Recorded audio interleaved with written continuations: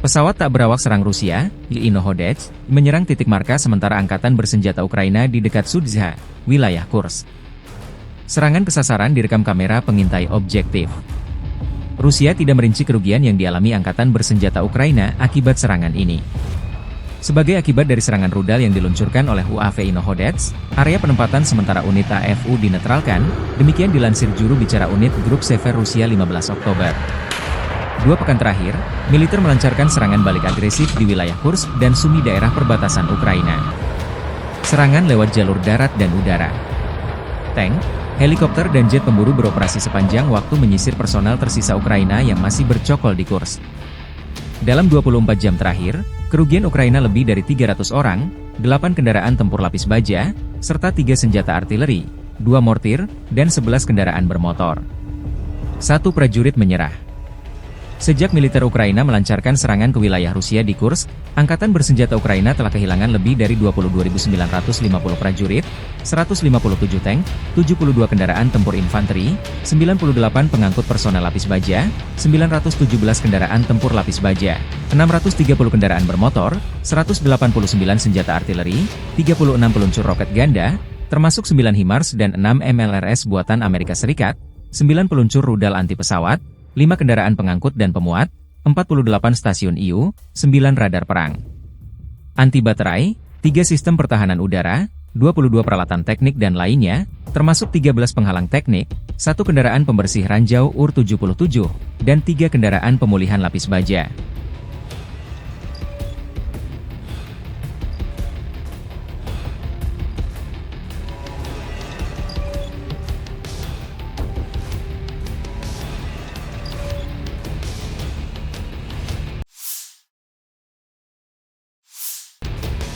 Prajurit Brigade Senapan Bermotor terpisah kelima dari grup pasukan Yuk melaporkan berhasil merebut wilayah Ostrovskoye di Republik Rakyat Donetsk. Di bawah tekanan kelompok penyerang kami, unit angkatan bersenjata Ukraina terpaksa mundur ke pemukiman tetangga Kurahovo, meninggalkan yang terluka di posisi mereka. Kami tidak menunda, selama 3 hari terakhir kami mengumpulkan kelompok penyerang, perangkat keras, berinteraksi dengan komandan batalion tank, menyusun rencana penyerangan, dan memasuki Ostrovskoye, tempat kami berhasil turun dan mengonsolidasikan, kata Komandan Kompi dengan tanda panggilan, Gertsin. Tentara Ukraina yang telah dikepung, setelah menyadari keunggulan unit Rusia, menyerah sebagai tawanan. Prajurit grup pasukan Yuk Angkatan Bersenjata Rusia merayakan keberhasilan ini dan terus bergerak merebut tanah Donbas dari Ukraina, demikian keterangan videonya dirilis Rusia 15 Oktober. Здесь тоже у нас выставлены посты, ведется круглосуточное дежурство. Мы не стали затягивать, и в течение 3 дней собрали штурмовые группы, собрали технику, взаимодействовали с командиром танкового батальона, разработали план захода и зашли в населенный пункт Островский, где мы успешно спешились, закрепились. Тут мы приближаемся к Курахово, мы знаем, какие там укрепы у них, ждали более жесткого сопротивления. Но они не ожидали, что мы так быстро пойдем в накат, так скажем. Они не успели укрепиться, поскольку они откатились с исправительной колонии, с острова, также куда мы внезапно заскочили, так скажем.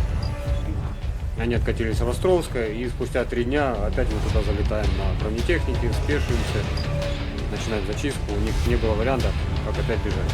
Мы не дали им опомниться, окопаться, укрепиться. То есть давим, идем вперед. Pasukan terjun payung Ivanovo menghancurkan markas sementara angkatan bersenjata Ukraina di sebelah barat pinggiran desa Chasov Yar. Jet tempur Ivanovo mengirim bom bersayap FAB-500 persis ke posisi musuh. Dalam rekaman, 2 titik sekaligus terkena serangan. Asap tebal membubung ke angkasa tak lama setelah serangan. Belum ada konfirmasi dari kubu Rusia dan Ukraina mengenai jumlah kerugian akibat serangan tersebut. Beberapa pekan terakhir, Rusia masif menggunakan serangan udara bom bersayap FAB. Bom FAB milik Rusia adalah jenis bom konvensional yang dikenal sebagai bom fragmentasi atau bom ledakan udara. FAB adalah singkatan dari Fugasnaya Aviationaya Bomba dalam bahasa Rusia, yang berarti bom udara peledak.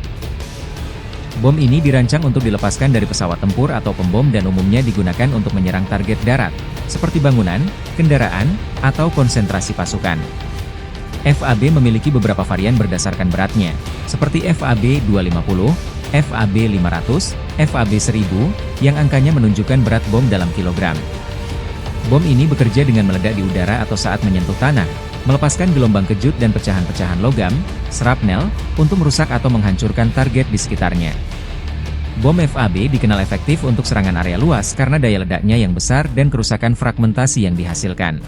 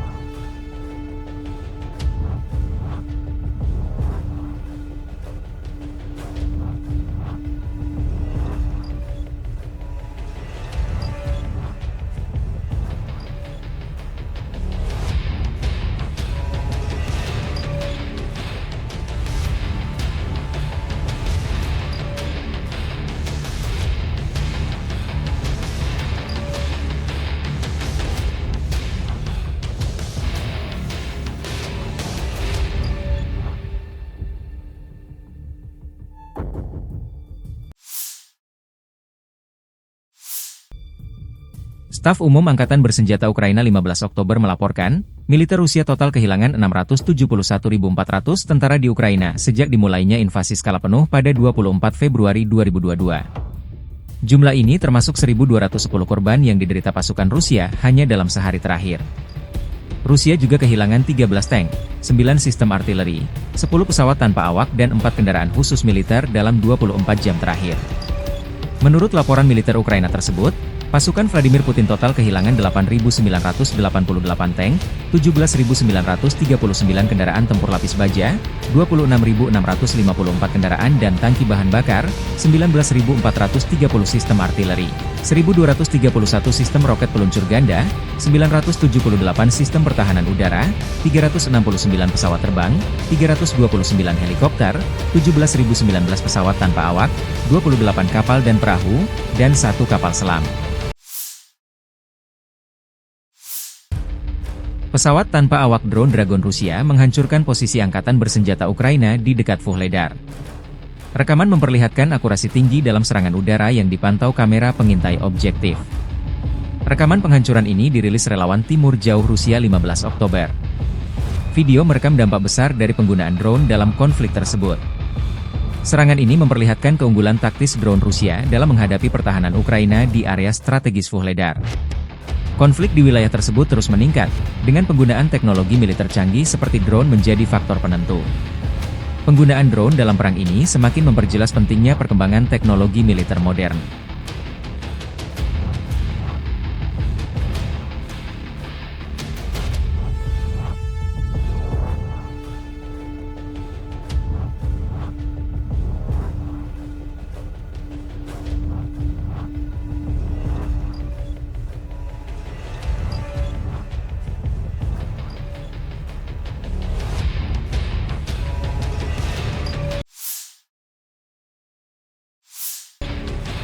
Operator drone brigade berburu terpisah ke-71 DSHV Angkatan Bersenjata Ukraina, menghancurkan logistik Rusia di garis depan.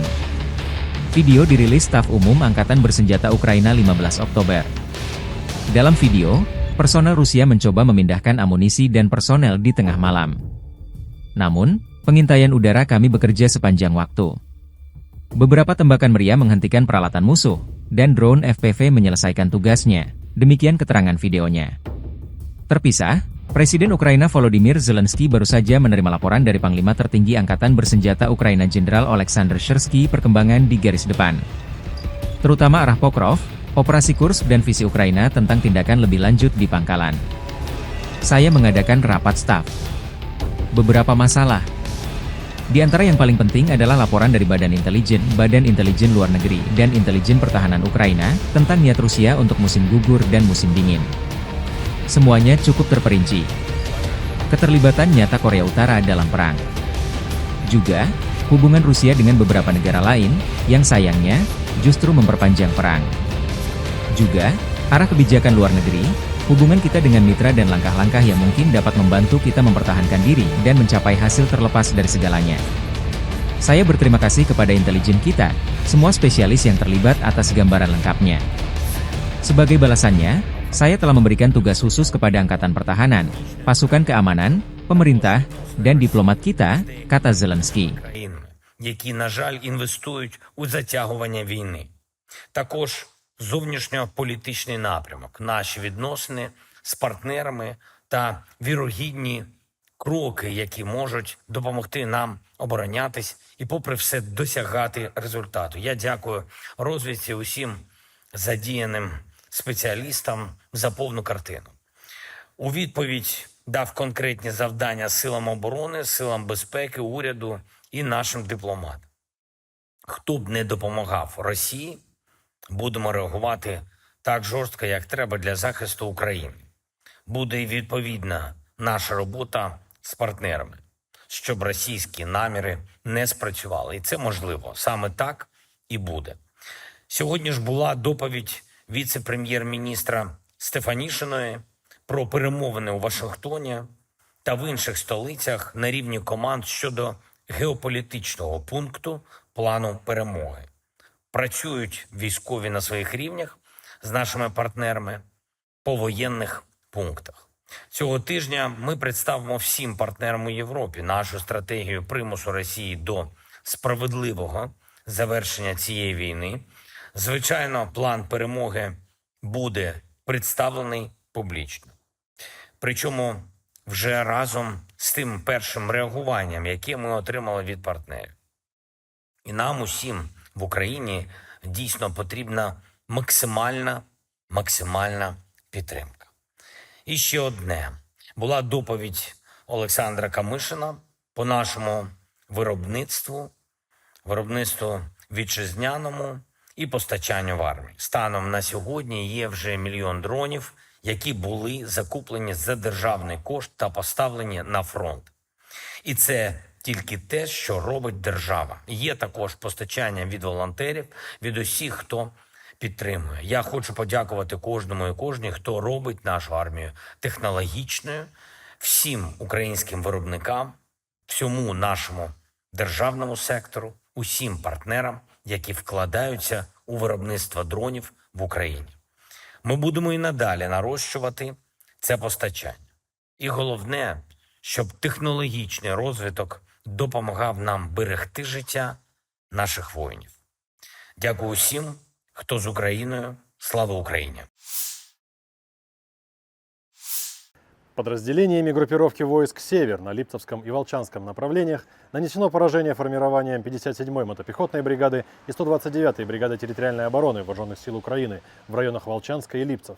Потери противника составили до 45 военнослужащих, боевая бронированная машина и 2 автомобиля. Уничтожен полевой склад с боеприпасами. Подразделения группировки войск «Запад» заняли более выгодные рубежи и позиции. Нанесли поражение живой силе и технике 3-й танковой, 14-й, 114-й, 115-й механизированных бригад ВСУ, 112-й бригады теробороны, 1-й и 27-й бригад Национальной гвардии в районах населенных пунктов Новоосиново, Петропавловка, Лужковка, Купянск-Узловой, Двуречная, Першотравневая и Кругляковка в Харьковской области.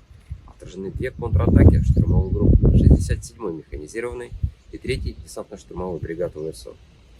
Противник потерял до 490 военнослужащих, 2 боевые бронированные машины, в том числе транспортер М112 производства США, 3 пикапа, гаубица М198 производства США и орудия Т-20. Также уничтожено 3 склада с боеприпасами. Подразделения южной группировки войск продолжили продвижение в глубину обороны противника, нанесли поражение формированием 28-й, 56-й механизированных, 79-й десантно-штурмовой бригад, 116-й бригады территориальной обороны ВСУ в районах Ливаненского, Шевченко, Краматорска, Залезнянского и Курахова. Отразили 3 контратаки подразделений 28-й, 46-й механизированных, 81-й аэромобильный бригад ВСУ. Потери противника составили до 620 военнослужащих, боевая машина пехоты, 4 автомобиля, 155 мм гаубица М777, 122 мм гаубица Д-30, 105 мм орудие М119. Уничтожены 3 склада с боеприпасами. Оперативно-тактическая авиация, ударными беспилотными летательными аппаратами, ракетными войсками и артиллерией группировок войск Вооруженных сил Российской Федерации нанесено поражение скоплением живой силы и военной техники противника в 119 районах. Средствами противовоздушной обороны сбиты реактивный снаряд РСЗО «Химарс», 25 беспилотных летательных аппаратов самолетного типа. Подразделения группировки войск «Центр» улучшили положение по переднему краю, нанесли поражение живой силе и технике 5-й танковой, 28-й, 67-й, 100-й механизированных, 25-й воздушно-десантной бригад, 119-й бригады территориальной обороны ВСУ, 14-й бригады Национальной гвардии Украины в районах населенных пунктов Родинская, Кураховка, Селидово, Димитров, Цукурино, Новоселидовка, Дзержинск и Миролюбовка. Отразили 9 контратак подразделений 53-й, 100-й, 110-й, 157-й механизированных бригад, 38-й бригады морской пехоты, 49-го и 425-го штурмовых батальонов ВСУ. Противник потерял до 465 военнослужащих, боевую бронированную машину «Кирпи», 4 автомобиля, 122 мм гаубицу Д-30 и 100 мм противотанковую пушку МТ-12 «Рапира». Подразделения группировки войск «Восток» заняли более выгодные рубежи, освободили населенный пункт Ливадное, нанесли поражение живой силе и технике 72-й механизированной, 58-й мотопехотной бригад и 110-й бригады территориальной обороны ВСУ в районах Доброволья и Темировки. Потери противника составили до 120 военнослужащих, бронетранспортер, 4 автомобиля, самоходные артиллерийские установки «Богдана» и «Цезарь». Подразделениями группировки войск «Днепр» нанесено поражение формированием 141-й пехотной бригады, 35-й бригады морской пехоты, 124-й бригады территориальной обороны в районах Степного, Днепровского и Антоновки. Потери ВСУ составили до 25 военнослужащих и 4 автомобиля. Уничтожен склад с боеприпасами.